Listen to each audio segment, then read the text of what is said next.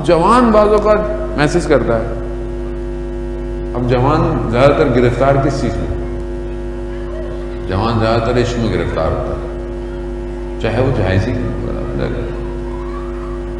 اب وظیفہ دے دیں، شکر ہے کہ نیک کام کرتا ہے. یہ بھی شکر کریں آج کے جوان واقعی جوان ایسے ہیں کہ حرام تعلقات پسند نہیں کرتے. کہتے ہیں مولانا دعا کریں کہ ہم حرام سے بچیں اور صحیح راستہ ہم اختیار کریں، بس ہمیں راستہ بتائیں ہم کیا کریں. اللہ صلی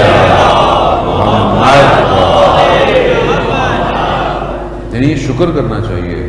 بعض اوقات ہم بہت آرام سے کہتے ہیں آج کل کے جوان خراب ہو گئے ہیں، یہ ہو گیا وہ ہو گیا ہے. نہیں عزیزان محترم، ہم خراب ہیں. لوگ جوان واقعاً حل چاہتا ہے. ہم نے معاشرہ ایسا بنا دیا ہے کہ جو بعض اوقات اس کو ایسے دہانے پہ کھڑا کر دیتا ہے کہ وہاں مجبور ہو جاتا ہے. ہم نے اپنی زندگیوں کو سخت کر دیا ہے. ہم اہل بیت کے ماننے والے ہیں، ہم سیدہ کے ماننے والے ہیں، لیکن آج ہم اپنے گھروں کو دیکھیں. ہم نے شادیوں کو اتنا سخت کر دیا ہے کہ آج جوان بیٹیاں گھروں میں بیٹھی ان کی زندگی گزرتی جا رہی ہے. جوان جو ہے وہ اپنی زندگی گزار رہا ہے اور مشکلات کا شکار ہے. کیوں؟ اسلام کیا کہہ رہا ہے؟ اسلام کہہ رہا ہے کہ تم نکاح کرو، میں فضل و کرم کروں گا. قرآن کی آیت ہے کہ تم نکاح کرو، میں فضل و کرم. لیکن ہمیں سب پر یقین ہے، خدا میں یقین نہیں ہے. خدا میں یقین نہیں ہے.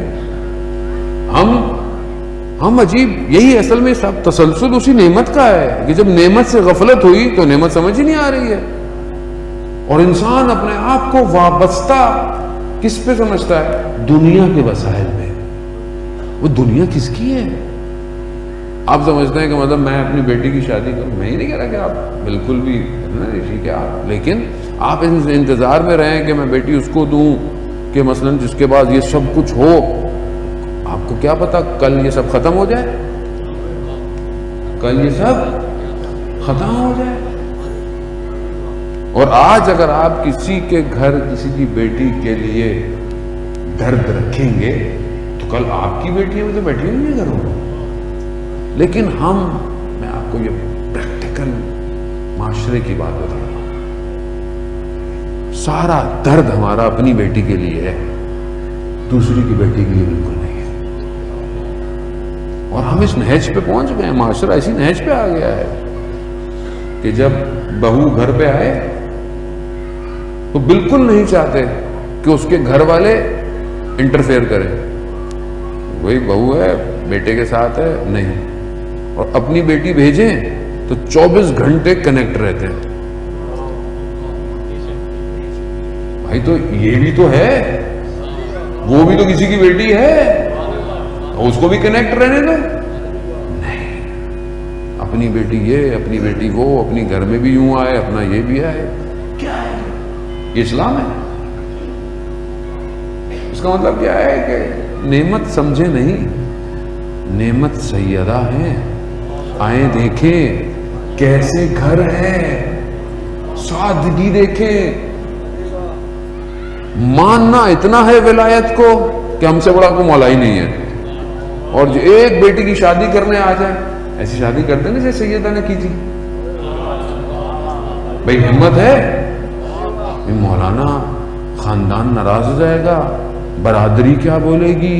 ابھی آپ برادری کو قیامت والے دن جواب دیں گے یا سیدہ کو جواب دیں گے؟ لیکن ہمت نہیں ہے. ابھی آپ سے بابا بھی کر رہے ہیں، اپنی باری آئے گی میری طرف آپ دیکھیں گے بھی نہیں، مجھے نکاح پہ بھی نہیں بلائیں گے. ایسے اس لیے میں نکاح نہیں پڑھتا. یہ میں اس لیے آن ریکارڈ کہہ رہا ہوں کہ لوگ مجھے بہت کہتے ہیں کہ نکاح پڑھیں، میں اس لیے نکاح نہیں پڑھتا کہ خدا نہ خاصہ نکاح پڑھنے میں کباہت نہیں ہے، اچھی بات ہے، تو عبادت ہے.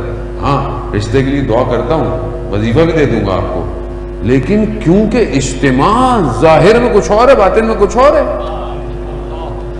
ایک حدیث کے ساتھ گھر میں ہو جائے گی، ایک منقبت چل جائے گی کہ سیدہ کے ساتھ ہے علی کی شادی، بس. باقی سیرت کہاں ہے؟ یہ گھر کہاں ہے؟ نہیں. اور جسے ہم نے جہیز بنایا ہوا ہے، بیوی کو کیا ملا جہیز میں؟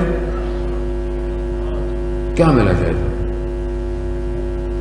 نہیں، وہ مولانا سیکیورٹی ہوتی ہے نا.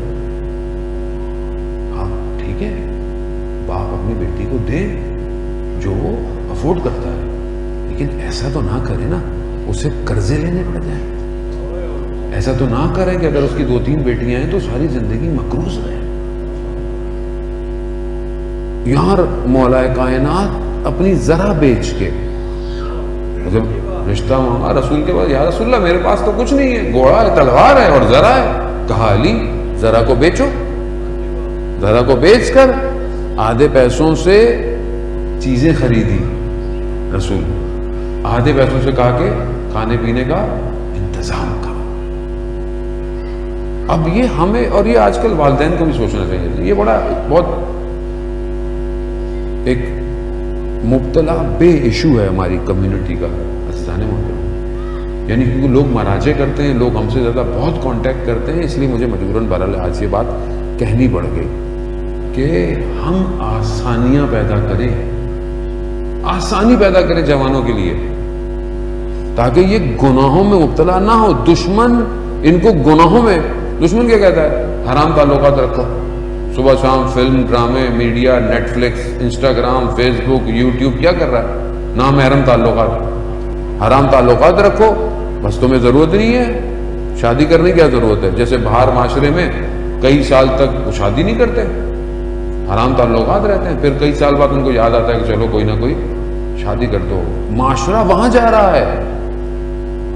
اور کل معاشرے میں جب حرام نفوذ کر جائے گا تو اس طرح آپ عزاداری میں نہیں بیٹھ پائیں گے. کیونکہ دشمن چاہتا ہی یہی ہے کہ حرام کو معاشرے میں ڈال کر ان کی دین کی روح چھین لو.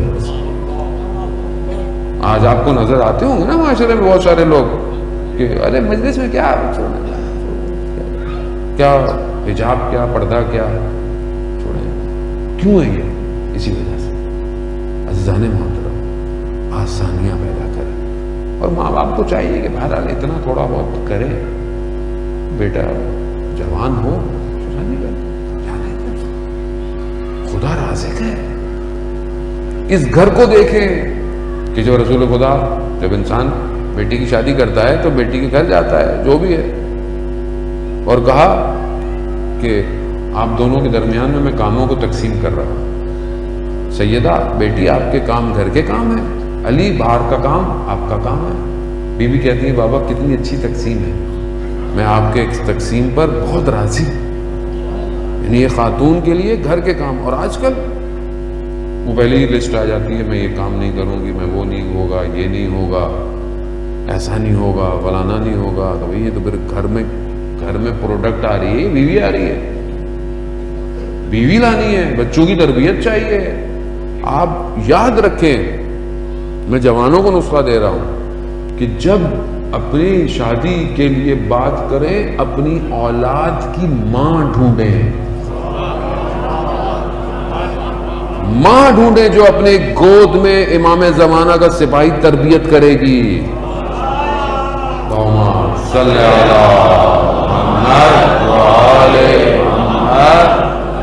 تو اب آپ کو پتہ چل جائے گا پھر آپ کو کیا لے کر آنا ہے. اور والدین کو بھی چاہیے کہ بچوں کی تربیت ایسی کریں.